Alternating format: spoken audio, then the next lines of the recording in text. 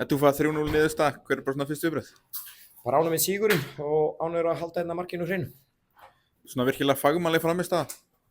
Já, mér finnst svona fyrir að leikur bara góð frammistaða hjá okkur og tók svona smá tíma og þolinmæði að skora fyrsta marki. IBVF svona vel skipulegir en vissulega í dag svona á nokkra lykilmenn og eftir að skora fyrsta marki þá svona kemur annað marki beint í kjölfari og þá var þetta aldrei spurning eftir það. En aðalmarkmið hjá okkur í dag var svona að halda markinu hreinu og eitthvað sem er búin að vanta hjá okkur í sumar og vonandi við getum byggja ofan á það.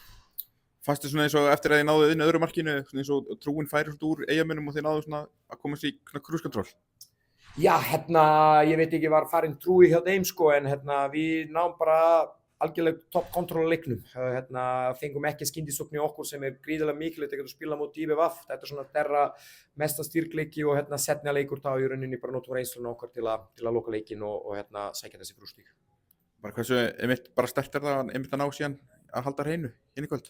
Bara mjög, ég er búinn að bíða mjög lengi eftir því og en þetta er bara búið núna og þurfum að byggja á það og gera þetta líka útivelli á fimmtudaginn. Mætið afturhaldingu á útivelli næst, hvernig svona fóru það verkefnið þér? Bara vel, maður hlakar til að spila leiki og alla leiki þessari deildi eru bara mjög erfiðir og við vitum líka að afturhaldingar eru mjög sterkir á sína heimavelli. Þannig við bara í rauninni þurfum að byrja að undirbúa okkur strax fyrir þann leik sem bara er gríðarlega mikilvægt fyrir okkur bara eins og alla hina leiki. Takk fyrir. Takk fyrir.